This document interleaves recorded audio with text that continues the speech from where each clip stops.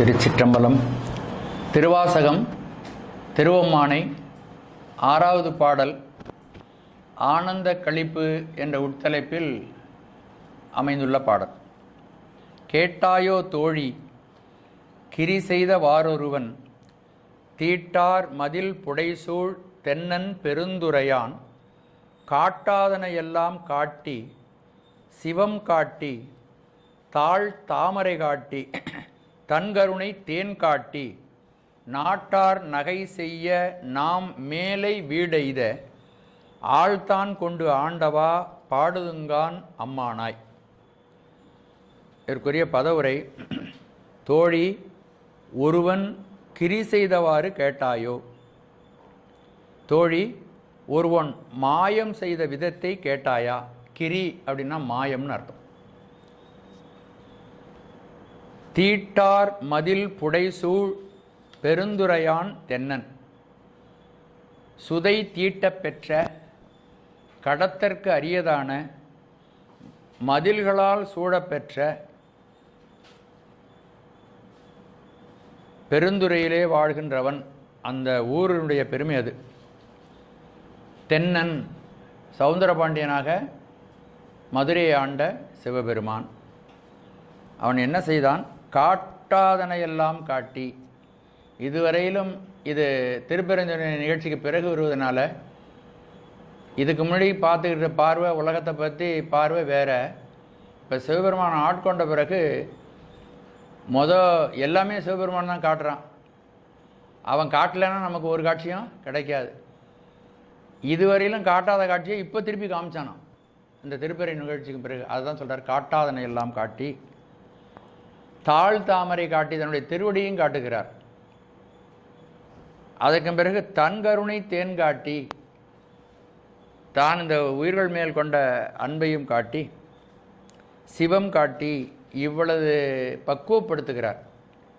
காட்டாதனமெல்லாம் காட்டுகிறார், தாழ்த்தாமரையை காட்டுகிறார், தன் கருணையை காட்டுகிறார். அதன் பிறகு சிவம் தன்னை வந்து அடைந்து தான் அந்த சிவத்திலேயே அந்த உயிர் கரைந்து போய்விடுமாறு செய்கிறார். அதுதான் சிவம் காட்டுதல். உயிர் அடையக்கூடிய சாயுச்சிய பதவியை காட்டுகிறார். இந்த நிலை வந்த பிறகு இது உலகத்தில் அந்த நிலையை எப்படி உலகம் மதிக்கிறது அப்படிங்கிறத அடுத்த வரியில் சொல்லுகிறார். நாட்டார் நகை செய்ய. இதை பார்த்த உடனே உலகத்தில் இருக்கின்றவர்களெல்லாம் மணிவாசகரை பார்த்து எல்லோரும் ஏளனமாக சிரிக்கிறார்கள். நாட்டார் நகை செய்ய நாம் மேலே வீடெய்த. அவர்களெல்லாம் சிரித்து கொண்டிருக்கிறார்கள். நான் இந்த உலகத்திலே அடைய வேண்டிய மிக உன்னதமான பேராகிய இறைவனுடைய திருவடிப்பேற்றை அடைந்து விட்டேன். அப்படி தான் என்னை ஆட்கொண்டு ஆண்டவா. இவ்வாறு சிவபெருமான் என்னை ஆட்கொண்ட அந்த உயர்ந்த நெறியை அம்மானையாய் பாடுதும்.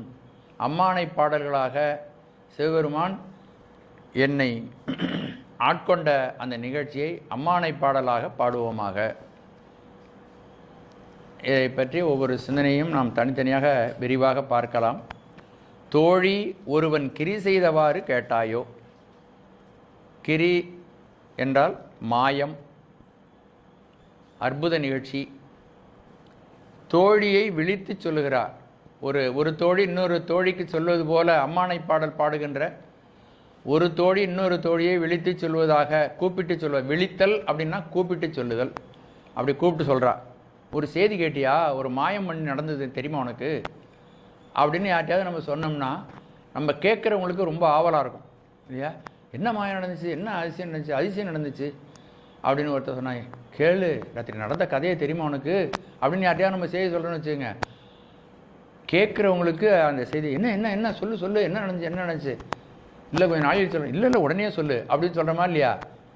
ஆகவே மாணிக்கவாசக பெருமான் தனக்கு இறைவன் செய்த அருளிப்பாடுகளை பக்கத்தில் இருக்கின்ற தோழிகளும் தெரிந்து கொண்டு அந்த கருணையை தெரிந்து கொள்ள வேண்டும், அவர்களும் அந்த கருணைக்காக முயற்சி செய்ய வேண்டும் என்ற காரணத்தினாலே இப்படி பேச்சு கொடுக்கிறாள். கேட்டாயோ தோழி ஒருவன் கிரி செய்தவாறு கேட்டாயோ, ஒருவன் என்னை மாயம் செய்தான், அந்த மாயம் என்ன நீ கேட்கிறாயா? உடனே தோழி என்ன என்ன சொல்லு சொல்லு அப்படிங்கிறா. அப்போது அவர் சொல்ல ஆரம்பிக்கிறார். இந்த உத்தியை கையாண்டு மாணிக்கவாசகர் இதற்கு கீழே வர்ற செய்திகளை எல்லாம் நமக்கு சொல்லுகின்றார். ஒருவன் கிரி செய்தவாறு, ஒருவன் இந்த இடத்துல யார் பேரையும் சொல்லலை, ஒருவன்னாலே அது சிவபெருமானைத்தான். ஒருவன் என்னும் ஒருவன் காண்க, மணிவாசகர் அதை சொல்லுகிறார். அந்த ஒருவன் சிவபெருமான். அப்படி ஒருவன் என்றாலே என்ன பொருள் அப்படின்னா, ஒப்பற்ற ஒருவன். ஒப்பற்றவன் பதி ஒருவனே, அவனுக்கு நிகரானவர்கள் வேற யாரும் கிடையாது.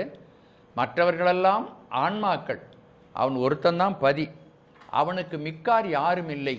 அதனால தான் திருமூலர் சொல்லுகிறார், ஆறு அறிவார் எங்கள் அண்ணல் பெருமையை. அண்ணல் என்பது இங்கே சிவபெருமானை குறிக்கும். அவருடைய பெருமையை யாரால் அறிய முடியும்? ஒருவராலும் அவருடைய பெருமையை அறிய முடியாது. ஆறு அறிவார் அந்த அகலமும் நீளமும், அவர் எவ்வளவு வியாபகமாக இருக்கிறார் என்பதை ஒருவராலும் தெரிந்து கொள்ள முடியாது. பேரறியாத பெருஞ்சுடர் ஒன்றதன், அவருக்கு 1000 நாமம் இட்டு பாடுகு பேசுகிறோம், ஆனால் அவருக்கு என்று பேர் இல்லை. ஓர் நாமம் ஒரு உருவம் ஒன்றும் இல்லாருக்கு 1000 திருநாமம் பாடி தெள்ளேனும் கொட்டாமோ அப்படின்னு சொல்கிறார். பேரறியா பெருஞ்சுடர் ஒன்றதின் வேறறியாமல் விளம்புகின்றேனே, அதனுடைய ஆழம் தெரியாமல், அதனுடைய மூலமே எனக்கு தெரியவில்லை. அவன் எல்லாவற்றுக்கும் அப்பாற்பட்ட பரம்பொருளாக இருக்கிறான் அந்த ஒருவன் அப்படின்னு சொல்கிறான். இந்த ஒருவன் என்ற கருத்தை சிவஞான போதம் 2வது அதிகரணத்திலும் அது சொல்லப்படுகிறது. ஒன்று என்றது ஒன்றேகான். ஒன்று அப்படின்னு சொன்னாலே நம்ம எதை சொல்லணும்? கடவுள் ஒருத்தர் தான், சிவபெருமான் ஒருத்தர் தான். ஒன்றே பதி. உலகத்தில் 5 தெய்வம் இல்லை, 6 தெய்வம் இல்லை, 100 தெய்வம் இல்லை. நம்ம கோயில் கோயிலாக போய் கும்பிடணும்னு அவசியம் கிடையாது. எல்லா கடவுள்களும் யாருக்குள்ளே இருக்கா? சிவபெருமானுக்குள்ளேயே அடங்கி இருக்கிறார்கள். ஒன்றென்றது பதி. பசுவாம் ஒன்று என்ற நீ பாசத்தோடு உழைகான். அந்த சிவபெருமான் ஒருவனை தவிர, அவன் பதியாகிய ஒருவனை தவிர மீதி இருக்கின்ற அறிவுடை பொருள்கள் அனைத்தும் உயிர்கள். அந்த உயிர்களுக்கும் சிவபெருமானுக்கும் என்ன வித்தியாசம்னா, அவன் பாசம் பற்றாமல் இருக்கிறான், உயிர்களெல்லாம் பாசத்தோடு கூடி இருக்கிறது. ரெண்டும் அறிவுடைய பொருள் தான். ஒன்று உயர்வாகவும் இன்னொன்று தாழ்வாகவும் கருவதற்கு காரணம் என்னன்னா, சிவபெருமான் பாசத்தால் பற்றப்படாதவன், உயிர்களெல்லாம் பாசத்தோடு இருப்பவைகள். பாசத்தோடு உழைகான். ஒன்று இன்றால் அக்கரங்கள் என்றாம், அகர உயிர் என்றேல் இக்கிரமத்து என்னும் இருக்கு. எப்படி அகர உயிரானது எல்லா உயிர்களும் எல்லா எழுத்துக்களும் தோன்றுவதற்கு முன்னாக தோன்றி எல்லா எழுத்துக்களையும் இயக்குகிறதோ, அதுபோல சிவபெருமான் எல்லாவற்றுக்கும் முதலாக இருந்து எல்லாவற்றையும் அவர் இயக்கி கொண்டிருக்கிறார் அப்படின்னு சிவஞான போதம் சொல்லுகிறது. இவ்வளதையும் கூப்பிட்டு ஒருவன் என்னும் அந்த தோழி கேட்டாயோ தோழி கிரி செய்த வாறு ஒருவன். தோழி, ஒருவனாகிய சிவபெருமான் செய்த மாயத்தை நீ கேட்கிறாயா, உனக்கு சொல்லவா அப்படின்னு கேட்ட உடனே தோழி சொல்லுகிறார், எனக்கு அந்த விஷயத்தை சொல்லு அப்படின்னு. அப்படிப்பட்ட மாயம் செய்த சிவபெருமான் இருக்கக்கூடிய இடம் தீட்டார் மதில் புடை சூழ். இங்கே தீட்டார்னா சுதைகள் தீட்ட பெற்றன்னு பொருள். மதில்கள் இருக்கின்றன, திருப்பெருந்துறை சுற்றி மதில்கள் இருக்கின்றன. அந்த மதில்கள் மேல் சுதைகள் வைக்கப்பட்டிருக்கின்றன. இப்போ நம்ம கோயிலில் பார்த்திங்கன்னா, சிவன் கோயிலாக இருந்தால் நந்தி பெருமான் இருப்பார். அதில் எங்கே பார்த்தாலும் கோடியில் பூதம், கோடி பூதம்னு இருக்கும். அதே மாதிரி விஷ்ணு கோயிலாக இருந்தால் கருடாழ்வார் இருப்பாங்க, 4 இடத்துலையும். அப்படி அங்கே மதில்கள் இருக்கின்றன, அவைகள் சுதைகள் தீட்ட பெற்றிருக்கின்றன, அவர்கள் வானம் அளாவி இருக்கின்றன. அதனால் கடத்திற்கு அரியதாக அந்த மதில்கள் இருக்கின்றன. தீட்டார் மதில் புடைசூழ், அது ஒரு இடத்துல மட்டும் இல்லை, அந்த ஊரை சுற்றி இருக்கிறது. அப்படி இருக்கக்கூடிய இந்த இடத்துல ஒரு குறிப்பாக மாணிக்கவாசகர் ஒரு விஷயத்தை நமக்கு சொல்லுகின்றார். இந்த மும்மலங்களும் பகைவர்கள், மும்மலங்களும் உள்ளே வந்து விடாதபடி இந்த திருவருளாகிய அரண் காத்து கொண்டு இருக்கிறது. திருப்பெருந்துறையில் சுற்றி மதில்கள் இருக்கின்றன. மதில் எதற்கு பிரதிச்சின்னமாக இருக்கிறது? அருள், திருவருளுக்காக. அப்போது அந்த திருவருளை தாண்டி மும்மலங்களும் உள்ளே போக முடியுமா அப்படின்னா அந்த கோயில் இருக்கிற இடத்துக்கு போக முடியாது என்பதை குறிப்பாக இங்கே உணர்த்துகிறார். பெருந்துரையான் தென்னன், அப்படிப்பட்ட சிவபெருமான் ஒருவன் என்னும் ஒருவன் ஆக இருக்கக்கூடிய சிவபெருமான், பதியாக இருக்கக்கூடிய சிவபெருமான், பேரூழி காலத்தில் சர்வசங்கார மூர்த்தியாக இருக்கக்கூடிய சிவபெருமான் வாழ்கின்ற இடம் திருப்பெருந்துறை. அங்கு கோயில் கொண்டிருக்கிறான். அவன் பாண்டிய மன்னனாகி சௌந்தர பாண்டியனாக இருந்து மதுரையை ஆட்சி செய்தவன் தென்னன் பெருந்துரையான். அவன் என்ன காரியம் செய்தான் அப்படிங்கிறத இங்கே சொல்கிறார். இது எல்லாமே திருப்பெருந்துறை நிகழ்ச்சிக்கு பிறகு நடந்த காரியம். அவனை குருந்த மரத்தடியிலே பார்த்த பிறகு, திருவடி தீட்சையெல்லாம் அடைந்த பிறகு மாணிக்கவாசகருக்கு நேர்ந்த அனுபவத்தை சொல்லுகிறார். காட்டாதன எல்லாம் காட்டி, எனக்கு இதுவரை காட்டாத அரிய உண்மைகளை எல்லாம் காட்டி. இதுவரையும் என்ன உண்மைகளையும் காட்டினாரு? சுவாமி மாணிக்கவாசகருக்கு நிறைந்த கல்வியை தந்தார், அனுபவ அறிவை தந்தார். அப்படியெல்லாம் இருந்தும் கூட இதுவரையும் உலகியல் வாழ்க்கையில் இருந்த பொழுது அந்த அனுபவங்களெல்லாம் இறை அனுபவம் அவருக்கு கிடைக்கல. மாணிக்கவாசகரை சந்தித்த பொழுது அவருடைய திருவடியில் விழுந்து வணங்கி அவரிடமிருந்து தீட்சையெல்லாம் பெற்ற பிறகு அந்த காட்சியே மாறி அமைந்து விட்டது. அப்போ உலகத்தை பற்றிய காட்சி, உலகம் பூராவும் அவருக்கு சிவமயமாகவே காட்சி தந்தது. எப்பொழுது இறைவனுடைய தரிசனம் கிடைக்கிறதோ அப்பொழுது இந்த உலகமே அவர்களுக்கு சிவமயமாக காட்சி தரும். இதுக்கு நம்ம ஒரு உதாரணம் பார்த்தோம்னா, அப்பர் பெருமான் கையிலையை நோக்கி சென்றார். அவருக்கு சிவபெருமானுக்கு கையிலையை இங்கு தமிழ்நாட்டிலே காட்ட வேண்டும் என்று அவருக்கு பெரு விருப்பம். ஆகவே அப்பர் பெருமானை திருப்பி அழைத்து வந்தார். அங்கேயே மூழ்குமாறு செய்து அவரை எழுந்திருந்த இடத்துல பார்த்தா திருவையாற்று கோயில் வந்தது. அங்கு கைலை காட்சியை அவர் காட்டினார். அந்த கைலை காட்சியை பார்த்துவிட்டு திருநாவுக்கரசு நாயனார் வெளியில் வரும்பொழுது பார்த்தா, எப்பொழுது இறைவனை பார்த்தாரோ அதன் பிறகு அவருக்கு உலகமே இறைவனாக தெரிந்தது. அந்த கையிலையிலே அம்பிகையோடு கூடி சிவபெருமானை பார்த்தார். வெளியில் வந்து பார்த்ததெல்லாம் சிவபெருமானாக தெரிந்தது. அவர் எதை பார்த்தாலும் சிவபெருமானாகவே பார்த்தார். அதுக்கு அவருடைய பாடலில் மாதர்பிறை கண்ணியானை மலையான் மகளோடும் பாடி போதொடு நீர் சுமந்தேத்தி புகுவார் அவர் பின் புகுவேன் யாதும் சுவடுபடாமல் ஐயார் அடைகின்ற போது காதன் மடைப்பிடியோடும் களிறு வருவன கண்டேன் கண்டேன் அவர் திருப்பாதம் கண்டு அறியாதன கண்டேன். அப்போ அங்கே பார்க்கறது என்னன்னா, காதன் மடப்பிடியோடும் களிறு பிடி ரெண்டும் சேர்ந்து வருது. அப்போ ஆண் யானையும் பெண் யானையும் பார்த்த உடனே இது ஆண் யானை பெண் யானைன்னு ஞாபகம் வரணும்ல அவருக்கு. அப்படி இல்லையா, அது என்ன தெரிஞ்சதுதான் சிவமாகவே தெரிந்தது. கண்டறியாதன கண்டேன் அப்படின்னு சொல்கிறார். அப்போ உலகமே சிவமாக காட்சி தரும். இப்போ நம்ம என்ன படித்தாலும் சிவமாக காட்சி தராதுன்னு நம்ம வேணால் கற்பனை பண்ணி இது எல்லாம் சிவம், எல்லாவற்றிலும் சிவம் இருக்கிறார் அப்படின்னு நம்ம சொல்லலாம். ஆனால் இறைவன் உண்மையான ஞானக்கண்ணை பதிஞானத்தை வழங்கிய பிறகு இந்த பிரபஞ்சம் அனைத்தும் நமக்கு சிவமயமாக காட்சி தரும். அந்த காட்டாதனவெல்லாம் நாம் பல பொருள்களை காண்கிறோம் உலகத்தில். கண்களால் இந்த உலகத்தில் பல பொருள்களை பார்க்கிறோம், பல பொருள்கள் நமக்கு தெரிகின்றன. ஆனால் இறைக்காட்சி, இறைவனுடைய திருவருள் நமக்கு கிடைத்தால் இந்த காட்சிகளெல்லாம் மறைந்து போய்விடும். அவைகளெல்லாம் ஒரே காட்சியாக கிடைக்கும். இதுக்கு ஒரு உதாரணம், இப்போ அப்பர் பெருமானுடைய வாழ்க்கையை பற்றி சொன்னேன், உடனே அது எல்லாமே சிவமாக காட்சி அளித்தது அப்படின்னு. அதே மாதிரி தாய்மான சுவாமிகள் இந்த இறை உணர்விலே ஆழ்ந்து கிடந்தார். ஆழ்ந்து கிடந்து அவருக்கு குருநாதனுடைய அருள் கிடைத்தது, அவருக்கு இறைவனுடைய தரிசனமும் கிடைத்தது. அதன் பிறகு அவர் கண்ணிலே கண்ணீர் வழிந்து கொண்டே இருந்தது. எதை பார்த்தாலும் இறைவனாக அவருக்கு தெரிந்தார். அதை ஒரு பாடலிலே அவர் நமக்கு சொல்லுகிறார். எல்லாம் இறைவனாக இருந்ததனாலே என்ன விதமான வாழ்க்கை அமைகிறதுன்னு பாருங்க. முதல்ல இறைவனை பார்ப்பதற்கு முன்பு இருந்த வாழ்க்கை வேற, இறைவனை பார்த்த பிறகு. அப்போ அவர் சொல்றார், பண்ணேன் உனக்கான பூஜை ஒரு வடிவிலே. இப்போ நம்ம கோயிலுக்கு போய் கும்பிட்றோம், 25 மூர்த்தங்கள் இருக்குன்னு. உன்னுடைய காட்சி கிடைத்த பிறகு எல்லாம் நீயாகவே இருக்கிறாய். அதனால் ஒரு வடிவத்தில் மட்டும் உன்னை பூஜை பண்ணுறதுக்கு என்னால் முடியல. பண்ணேன் உனக்கான பூஜை ஒரு வடிவிலே பாவித்து இறைஞ்ச ஆங்கே பார்க்கின்ற மலரோடு நீயே இருத்தி. உனக்கு பூஜை பண்ணலாம் அப்படின்னு போனால் எல்லா இடத்துலையும் நீயே இருக்கிற. சரி, உனக்கு பூஜை பண்ணுறதுக்கு முக்கியமாக மலர் வேணுமே. தூபம், தீபம், வாசனை பொருள்கள், மலர், நெய்வேத்தியம் எல்லாம் அவசியமாக வேணும் இல்லையா? 5 பொருள் அவசியம் வேணும் இல்லையா? அவரை போய் சரி நம்ம இன்னைக்கு பூஜை பண்ணலாம் அப்படின்னு சொல்லிட்டு மரத்தில் போய் பூ எடுக்க போனால் அந்த பூவும் சிவமாக தெரிகிறது. எதை கிள்ளி எங்கே கொண்டு வந்து வைக்கிறது?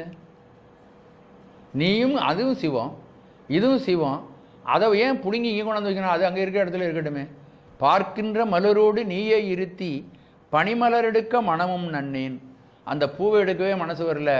ஏனென்றால் நீ அங்கு இருக்கிறாய், நீ அங்கேயே தான் இருக்கிற. நீ இல்லாத இடம் எது? எல்லா இடத்திலும் சிவகாட்சி காணுகிறார். இன்னொரு உதாரணம் சொல்லுகிறார். அலாமல் இரு கைதான் குவிக்க எனின், 2 கையையும் குவித்து நான் சாமி கும்பிடலான்னு நினைக்கிறேன். நானும் என் உளம் நிற்றி நீ, என்னுடைய உள்ளத்துக்குள்ளே நீயே இருக்கிறாய். நான் கும்பிடும்போது அது அரை கும்பிடு ஆதலால், நான் கும்பிடுறேன், இந்த கையை இணைச்சதே நீ தான். இந்த கையில் நீ இருக்க, இந்த கையில் என்ன வச்சிருக்கிற.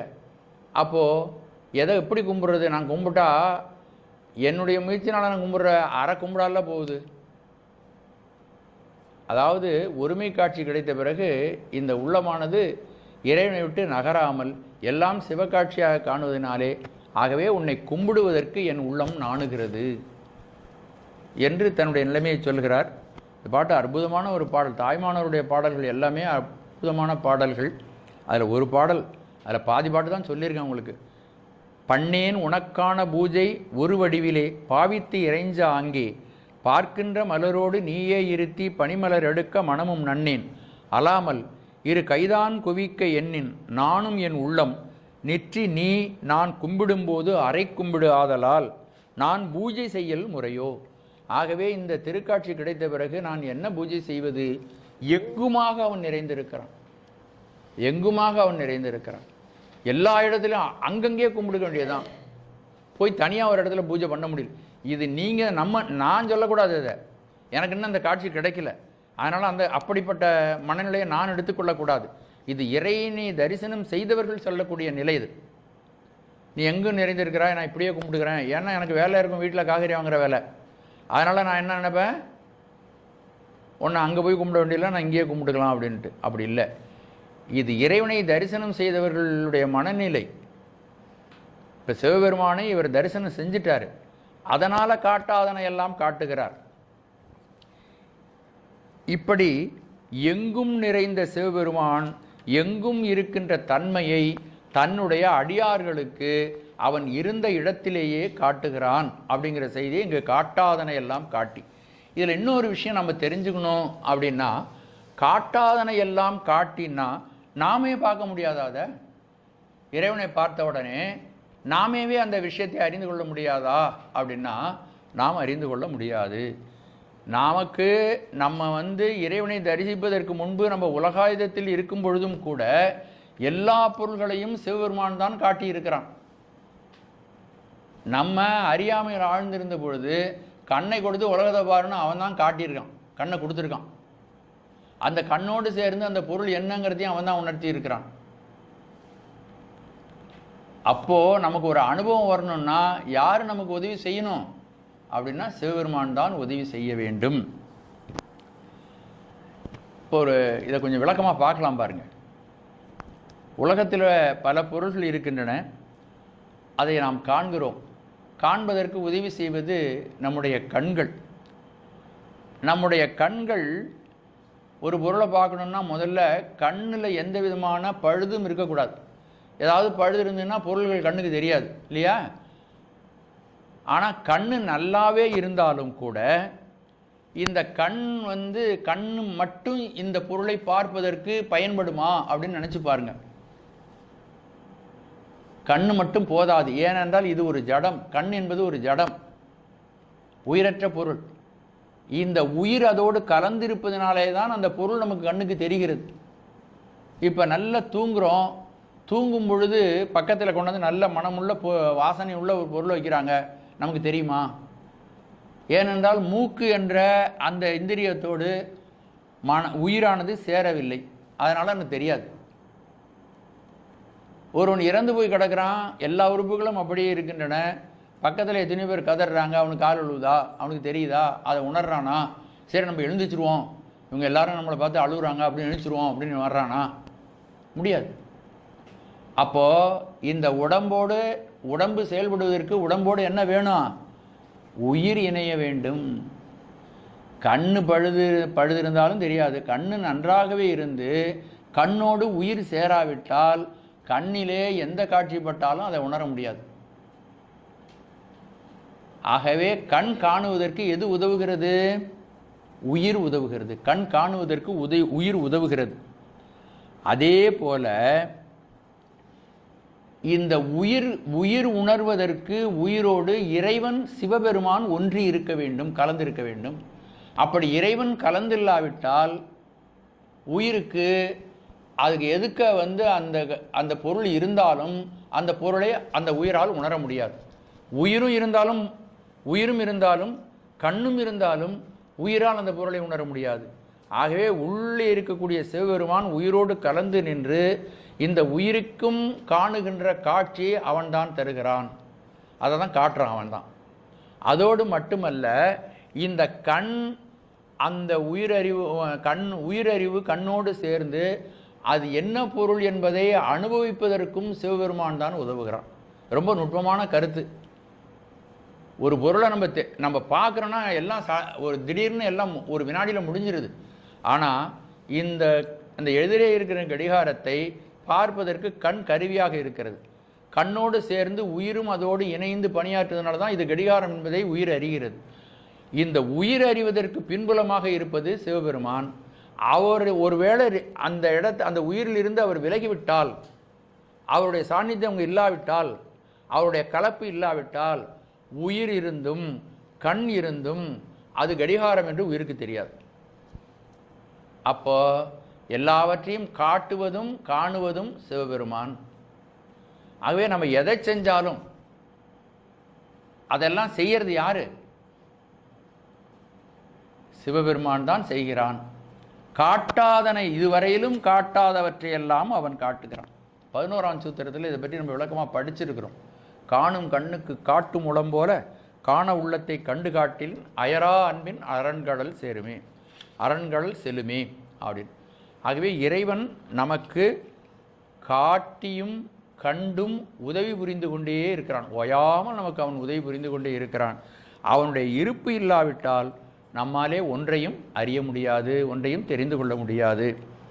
இந்த பாட்டில் பெரியவர்கள் ஒரு நுட்பமான விஷயங்களை சொல்லுகிறார்கள்.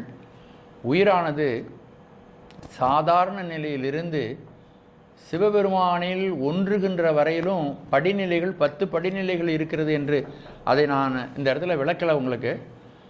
அந்த 10 படிநிலைகளையும் இந்த பாடல் சொல்லுவதாக நம்முடைய பெரியவர்கள் சொல்லுகிறார்கள். 10 படிநிலைகள் அது என்னன்னு எதனா காதில் மட்டும் அந்த பொருளை வாங்கி வைத்து கொள்ளுங்கள். ஒரு உயிரானது 10 படிநிலையை தாண்டி இறைவனை அடைய வேண்டும். தத்துவ ரூபம், தத்துவ தரிசனம், தத்துவ சுத்தி, ஆன்ம ரூபம், ஆன்ம தரிசனம், ஆன்ம சுத்தி, சிவரூபம், சிவதரிசனம், சிவயோகம், சிவபோகம் அப்படிங்கிற 10 நிலை. நம்ம இறைவன் அடையிறதுக்கு இடையில இருக்கக்கூடிய படிகள் எத்தனை இருக்கு? 10 படிகள். அந்த 10 படிகளையும் தசகாரியம் என்று சொல்வார்கள். அந்த தசகாரியத்தின் வழியே இறைவன் நம்மை சாதாரண நிலையிலிருந்து தன்னுடைய திருவடி பேறு வரையிலும் அழைத்து செல்கிறான். அதை இந்த பாடல் காட்டாதனை எல்லாம் காட்டி இவைகளையெல்லாம் சிவபெருமானே நமக்கு காட்டுகிறான். காட்டாதனை எல்லாம் காட்டி அதன் பிறகு தன்னுடைய அப்படி காட்டிய சிவபெருமான் திருப்பெருந்துறையிலே தன்னுடைய திருவடியாகிய தாமரையும் காட்டுகிறான். எல்லாவற்றுக்கும் அப்பாலே இருக்கக்கூடிய சிவபெருமான் இந்த பிரபஞ்சம் அனைத்தும் என்னுடைய சுரூபமாகவே இருக்கிறது, நான் எல்லாவற்றிலும் நீங்காமல் நிலை பெற்றிருக்கிறேன், நான் இதை காட்டினால்தான் உனக்கு தெரியும். ஒரு உதாரணம் சொல்கிறேன் பாருங்க. குழந்தை அழைத்து கொண்டு தகப்பனார் சாமி பார்க்க போகிறார். கூட்டம் 1,00,000 பேர் இருக்கிறாங்க. அங்கே பையன் இத்தினூண்டு பையன் இங்கே இப்படி இருக்கான். கையை பிடிச்சி அழைச்சிட்டு போனால் அவனுக்கு சாமி தெரியுமா? தெரியாது. அப்போ அந்த தகப்பனார் என்ன பண்ணுவார்? இப்படி தூக்கி காமிப்பார். பார்த்தீங்களா? அது மாதிரி நம்ம அந்த நிலையில் தான் இருக்கோம். அதனால் எது நம்முடைய காட்சிக்கு இல்லையோ அதெல்லாம் அவர் தான் தூக்கி நமக்கு காட்டணும். எல்லாத்தையும் உலகாயுத அனுபவங்களாக இருந்தாலும் தூக்கி காட்டணும், தன்னையே காட்டணும்னாலும் தூக்கி காட்டணும். ஆகவே இறைவனுடைய உதவி இல்லாமல் நம்மால் எதுவுமே இந்த உயிரால் செய்ய முடியாது அப்படிங்கிறது தான் உண்மை. அந்த உண்மையை மாணிக்கவாசக பெருமான் பல்வேறு விதங்களில் இங்கே நமக்கு சொல்கிறார். அதை நம்ம நல்லா தெளிவாக புரிந்து கொள்ள வேண்டும்.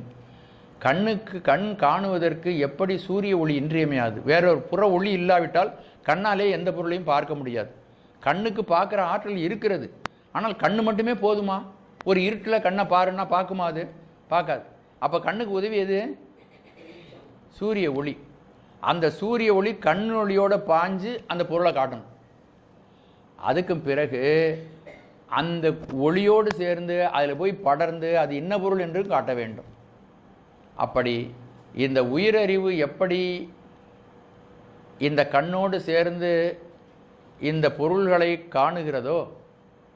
காட்டுகிறதோ அதுபோல இறைவன் உயிரோடு கலந்து இல்லாவிட்டால் நமக்கு ஒரு அறிவும் ஒரு செயல்பாடும் இல்லை. செயல்பாடு இல்லை, அறிவு இல்லை. இப்படி புரிஞ்சுங்க.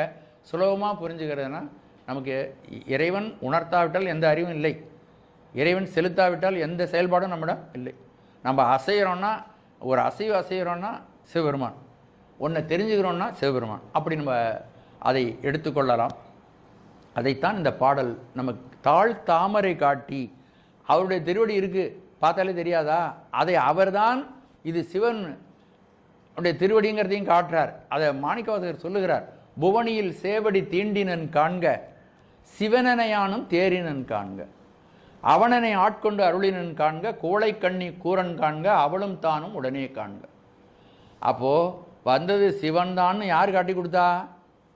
அவர் தான். தாழ்த்தாமரை காட்டி தன் கருணை தேன் காட்டி, தன் கருணை காட்டி தேன் காட்டி, அதன் பிறகு தன்னுடைய அருளாகிய தேனை காட்டினார். அந்த அருள் வெள்ளத்திலே மாணிக்கவாசகரை மூழ்கச் செய்தார். அப்படி அருள் வெள்ளத்திலே மூழ்கச் செய்ததன் காரணமாக அவருடைய உடம்பினுடைய எல்லா பகுதிகளும் அமுதமயமாக மாறி அமைந்தது. இதை நான் பலமுறை உங்களுக்கு சொல்லியிருக்கிறேன். செழுந்தன் பார்க்கடல் திரைபுரைவித்து உவாக்கடல் நல்லுநீர் உள்ளகம் ததும்ப வாக்கிறந்து அமுதம் மயிர்கால் தோறும் தேக்கிடச் செய்தனன். அதான் அந்த தன் கருணை காட்டி தேன் காட்டி. கொடிய நூழ்ந்தழை குரம்பை தோறும் நாயுடலகத்தே குரம்பை கொண்டு இந்தேன் பாய்த்தேன் நிரம்பிய அற்புதமான அமுத தாரைகள் எற்பு துளைதோறும் ஏற்றினன். என் உடம்பு பூரா அமுத வெள்ளத்தை அவன் பாய்ச்சினான் என்று அவர் சொல்கிறார். அருளோடு பராவமுது ஆக்கினன் பிரம்மன்மால் அறியா பெற்றியோன். என்னுடைய உடம்பைவே அவன் அருள்மயமாக மாற்றி வைத்தான். அதைத்தான் இங்கே சொல்லுகின்றார். தாழ் தாமரை காட்டி தன் கருணை காட்டி தேன் காட்டி.